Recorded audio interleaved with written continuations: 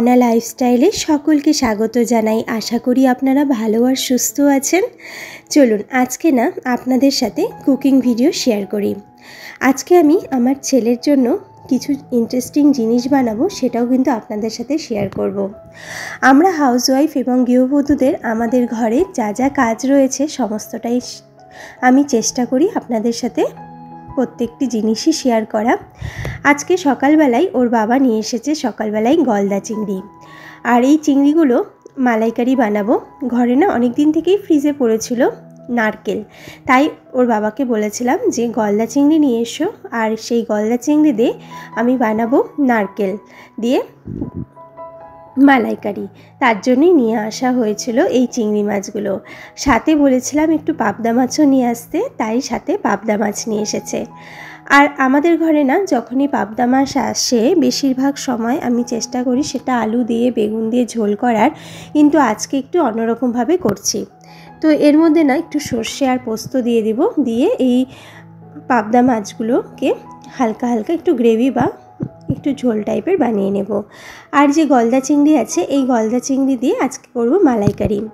মালাইকারি বানানো খুবই ইজি, খুব একটা বেশি কিছু প্রয়োজনই হয় না। আমি আগে থেকে সমস্ত কিছু বেটে কুটে রেখে দিয়েছি, যাতে আমার রান্না করতে বেশি সময়ের প্রয়োজন হয় না। আমি এখানে না মাছগুলো সমস্ত কিছুই ভেজে নিলাম। এদিকে আমার পাবদা মাছগুলো মোটামুটি প্রায় ভাজা হয়ে গিয়েছে, আর এদিকে চিংড়ি মাছ ভেজে নিয়েছিলাম হালকা করে, বেশি ভাজার কোনো প্রয়োজন নেই। আর তার মধ্যে একটু জিরা সম্বারা দিলাম এর মধ্যে পেঁয়াজ, আদা আর কাঁচা লঙ্কা পেস্ট, সাথে একটু হলুদ আর লবণ পরিমাণ মতন।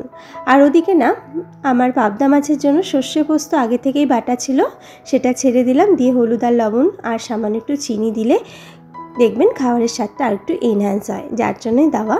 সাথে একটু গোটা গোটা কাঁচা লঙ্কা দিয়ে দিলাম। দিয়ে আমার এদিকে মালাইকারির জন্য গ্রেভিটা মোটামুটি রেডি হয়ে এসেছে। আর এদিকে আমার পাবদা মাছটাও হয়ে এসেছে। পাবদা মাছ করতে না এরকম করে করতে খুব একটা বেশি সময়ের প্রয়োজন হয় না, খুবই তাড়াতাড়ি আর সিম্পলভাবেই কিন্তু রান্নাটা হয়। আর যেহেতু খুবই গরম পড়েছে আজকে, একটু না মেঘলা মেঘলাও আকাশ হয়েছে, মনে তো হচ্ছে বৃষ্টি হবে, জানি না কতটা কি হবে, প্রতিদিনই এমনি হয়ে আসে, কিন্তু আজকে মনে হচ্ছে আকাশটা অনেকটাই বেশি কালো হয়ে এসেছে। চলুন রান্না করতে করতে আপনাদের সাথে আরেকটি কথাও শেয়ার করি। ওদিকে আমার ছেলে ঘুম থেকে ওঠার সময় প্রায় হয়ে এসেছে, এখন বাজে ঘড়িতে সকাল 10:30, আর ওর বাবা 8টা থেকে 9টার মধ্যেই বাজার এনেছিল।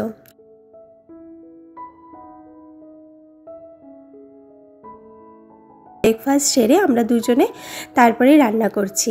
ছেলে ওঠার সময় ঠিক 11টা, কারণ ও না সকালবেলা একবার ওঠে 5টার দিকে, উঠে দুধ খেয়ে আবার ঘুমিয়ে পড়ে, আর তারপরে ঠিক 11টার সময় ওঠে। তো তার আগেই আমি চেষ্টা করি ঘরের সমস্ত কাজ কর্ম টুকিটাকি যেগুলো আমার প্রয়োজন, খুবই ইম্পর্টেন্ট কাজগুলো আর ভারী ভারী কাজ, সেগুলো আমি সমস্ত কিছু 11টার আগেই সেরে নিই।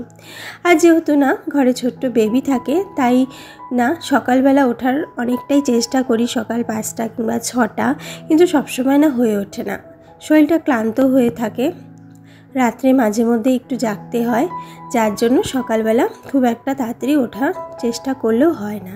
তাও আমি মোটামুটি 7:30 8টার মধ্যে উঠেই যাই। তো আজকে না ভাবছি যে একটু পোলাও বানাবো। তো পোলাওয়ের জন্য এখানে নিয়ে নিচ্ছি গোবিন্দভোগ চাল, আর গোবিন্দভোগ চালটি না যত পুরনো হবে ততটাই কিন্তু ভালো। তো এখানে আমি গোবিন্দভোগ নিলাম চাল 3 কাপ মেপে, তারপর ওটাকে ধুয়ে জলটা ঝরাতে রেখে দিলাম। আর এদিকে না চিংড়ি মাছটা হয়ে এসেছে, চিংড়ি মাছের উপরে কিন্তু নারকেলের দুধ দেওয়া হয়ে গেছিলো। আর এর পুরো রেসিপিটা যদি জানতে চান না, তাহলে আমাকে অবশ্যই কমেন্ট করে জানাবেন, আমি অবশ্যই আপনাদেরকে অন্য একটি ব্লগে পুরো রেসিপিটা ভালো করে দেখিয়ে দেব। আর এদিকে পাবদা মাছের জন্য সর্ষে পোস্ত কিন্তু রেডি হয়ে গেছে, সামান্য একটু জল দিয়ে আর একবার কষে নেব, তারপরেই পাবদা মাছগুলো ছেড়ে দিলেই আমার পাবদার সর্ষে পোস্তের ঝোল কিন্তু রেডি হয়ে যাবে। আজকে অনেক দিন পর ওয়েদারটা ভালো, আর মনে হচ্ছে একটু বৃষ্টি বৃষ্টি ভাব আসছে, তার জন্যই কিন্তু এত কিছু আইটেম বানাচ্ছি। আর এসব বানাতে কিন্তু মনে হচ্ছে অনেকটা সময়, কিন্তু খুব একটা সময় লাগেনি। এখন ঘড়িতে বাজে 11টা, ছেলে ওদিকে উঠিয়ে গেছে। তো আমি না পোলাওয়ের চালটা সব কিছু ম্যারিনেট করে একবারে বসিয়ে দিয়ে ছেলেকে ওদিকে খাওয়াতে নিয়ে যাব। আর ওর বাবা না অনেকটাই সামলে নেয়, যার জন্য আমার অত চিন্তার বিষয় হয় না। আর ঘুম থেকে উঠেই তো প্রথমে ওকে আমি কোনো খাবার দিই না, প্রথমে ও যা যা খায় সবটাই আজকে আপনাদের সাথে দেখাবো। আর পোলাও বানানোর জন্য আমি এদিকে দেশি গাওয়া ঘি দিলাম, সামান্য একটু আদা কুচি এবং আদার রসও দিয়ে দিলাম, আর তার উপরে হলুদ আর লবণ পরিমাণ মতন দিলাম, যতটা যার প্রয়োজন। সামান্য চিনি দিলাম, চিনিটা দিলে পোলাওয়ের স্বাদটা মিষ্টি মিষ্টি আসে, কিন্তু যে যতটা মিষ্টি খায় সেই হিসেবে মিষ্টিটা দেওয়াটাই ভালো। আর তারপরে আমি এর মধ্যে কিশমিশ আর যদি চান তো কাজুও দিতে পারেন, দিয়ে ভালো করে এটা ম্যারিনেট করে নিলাম। তো এটাই হচ্ছে মেন, ভালো করে মাখিয়ে নিতে হবে যেন দানা দানাতে ঘি এবং লবণ, চিনি, হলুদ সমস্ত কিছু পৌঁছায়। আর যাতে আমরা যখন এটা সার্ভ করব যাতে সমস্ত কিছুই হলুদ কালারের বা ঘি ঘি একটা গন্ধ আসে। তো যাই হোক, এটা ভালো করে মাখানো হয়ে গেছে। এদিকে আমার পাবদা মাছের গ্রেভিও রেডি হয়ে গেছে, ওদিকে চিংড়ি মাছটা তো অনেক আগেই হয়ে গিয়েছিল, তো আমার এখন আর কোনো চিন্তা নেই। তো এদিকে আমার পোলাওটা আমি ওদিকে বসিয়ে দিয়ে আমি আমার ছেলেকে খাওয়াতে চলে যাব। চলুন আপনাদেরকে না একটা ভালো জিনিস দেখাই। এটা না গণেশ চতুর্থীর সময় আমার এই ব্লগটা আমি করছিলাম। দেখুন না, আমাদের জানলা দিয়েই কিন্তু প্যান্ডেলটা দেখা যাচ্ছে, আর ভারী সুন্দর দৃশ্য। ঘুম থেকে ওঠার সময়ই আমি কিন্তু ঘুম থেকে ওঠার পরেই সকালবেলায় এই জানালায় চলে আসি আর গণেশ ঠাকুরের দর্শন করি। খুবই সুন্দর এই জায়গাটা লাগছে যখন থেকে গণেশ ঠাকুর বসেছে। আর আমাদের পরিবেশটা না, চারপাশের পরিবেশটা কিন্তু খুব সুন্দর হয়ে এসেছে। এর পিছনেই রয়েছে পলিটেকনিক কলেজ, আর আমাদের বাড়িটাও ঠিক সামনাসামনি, যার জন্য প্যান্ডেলটা দেখতে আমরা পারছি প্রতিদিনই। আর গণেশ বাবাজির দর্শন করেই কিন্তু আমি রান্নাবান্নাও, যেহেতু রান্নার ঘর থেকে এই প্যান্ডেলটা দেখা যাচ্ছে, আমার কিন্তু বেশ ভালোই লাগছে। তো চলুন আপনাদের সাথে গল্প করতে করতে ওদিকে ম্যারিনেট করাও হয়ে গেল। আর এখানে আমি 1 চামচ ঘি দিয়ে ভালো করে গরম হয়ে এলে পোলাওটা ছেড়ে দেব। পোলাওয়ের চালটা না ভালো করে ভেজে নিতে হবে যাতে এটা আরও বেশি ঘিটা ছাড়ে। আর তারপরে কিন্তু 3 কাপ যেহেতু আমি পোলাও দিয়েছি, তাই 6 কাপ জল দিয়ে এটা বসিয়ে দেব।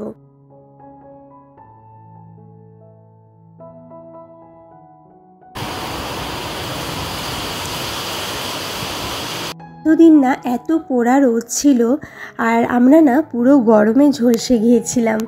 আজকে না এতদিন পর যখন বৃষ্টি হচ্ছে, সত্যি মনে হচ্ছে যে কি একটা যেন ফিরে পেলাম। আর এত সুন্দর বৃষ্টির ওয়েদার, আর ঝমঝমে বৃষ্টি হচ্ছে, এই ওয়েদার ছেড়ে না একদম রান্নাঘরে যেতে ইচ্ছে করছে না। তাই এখানে বসে কিছুক্ষণ টাইম স্পেন্ড করার জন্যই চলে এলাম। আর আমাদের এখানে এত গরম ছিল। আপনাদের ওখানকার ওয়েদার কেমন ছিল? কে কোথা থেকে আমার এই ব্লগ দেখছেন অবশ্যই আমাকে একটা কমেন্ট করে জানাবেন। আমাদের এখানে তো প্রচণ্ড গরম ছিল, আর এত গরমের পর যখন এত ঝুমঝুমিয়ে বৃষ্টি হচ্ছে তখন কিন্তু দৃশ্যটা দেখতে বেশ ভালো লাগছে, তাই এখানে চলে এলাম। আর এখানে আমার না ছোট্ট একটি টবের মধ্যে গাছ লাগিয়েছি, মানে কিছুদিন হলো, মানে গাছ তো না বীজ লাগিয়েছি, তো বৃষ্টির জল পড়া নাকি খুবই ভালো, তাই সেটাই দেখছিলাম। আর ছাদ উপরে আরও ছাদ রয়েছে, সেই ছাদ থেকে পুরো ধুয়ে জলগুলো আসছে, বেশ ঠান্ডা ঠান্ডা কিন্তু হয়ে গেছে। এদিকে আজকে জমিয়ে পোলাও, চিংড়ি মাছ আর পাবদা মাছ কিন্তু আমরা খাবো। তো আজকের এই ওয়েদারে এটা কিন্তু একদম জমে গিয়েছে, তাই না? তো আজকে রান্নাটা তো বেশ ভালোই হয়েছিল। পোলাওটার রেসিপিও যদি আপনারা জানতে চান অবশ্যই একটা কমেন্ট করে জানাবেন, খুবই ইজিভাবে আমি বানাই। আর এদিকে ছেলে ঘুম থেকে উঠে গিয়েছিল, ওকে তো স্নান ধান সব কিছু আমি করিয়ে দিয়েছিলাম, সেটা আর আপনাদের সাথে শেয়ার করা হয়নি। তো ওকে এখন দুপুরে খাবারটা খাইয়ে দেব।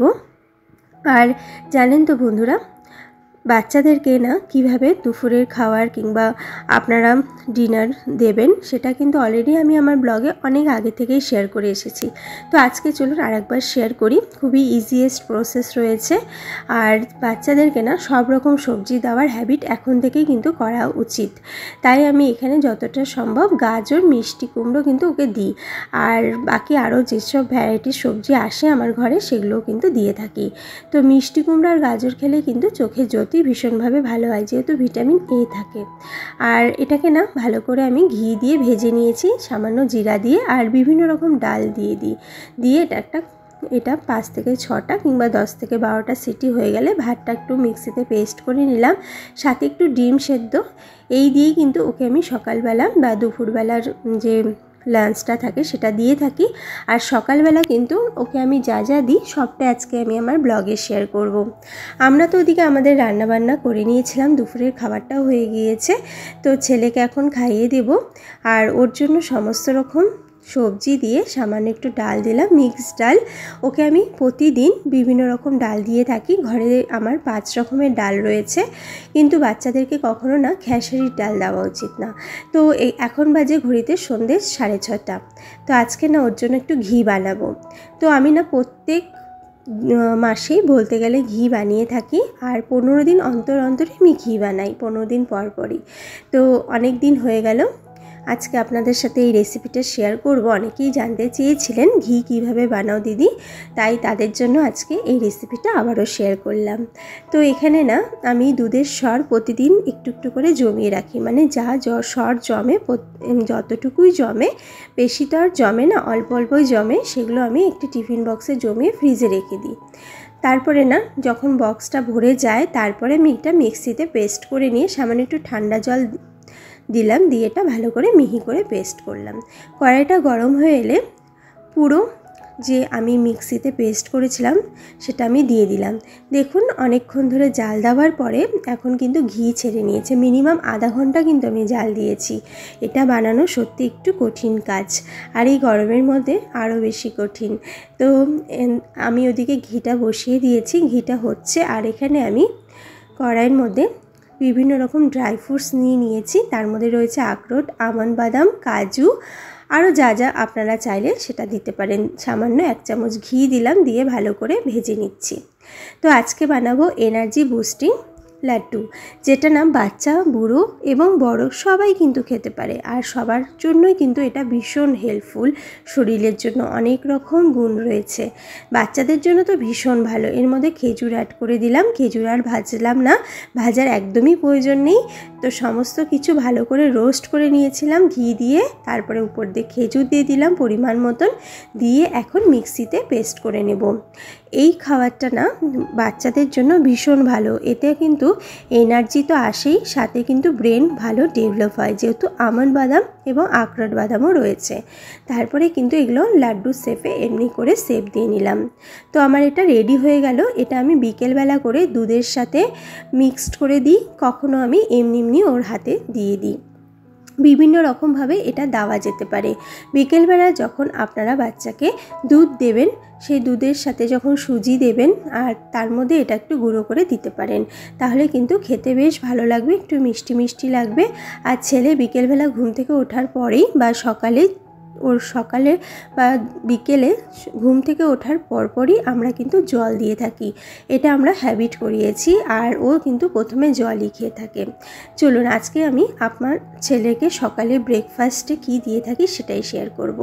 এখানে আমি মসুর ডাল নিয়েছি, কখনো তুর ডালও নিয়ে থাকি, বিভিন্ন রকম ডাল কিন্তু প্রতিদিন আলাদা আলাদা চেঞ্জ করে দিয়ে থাকি।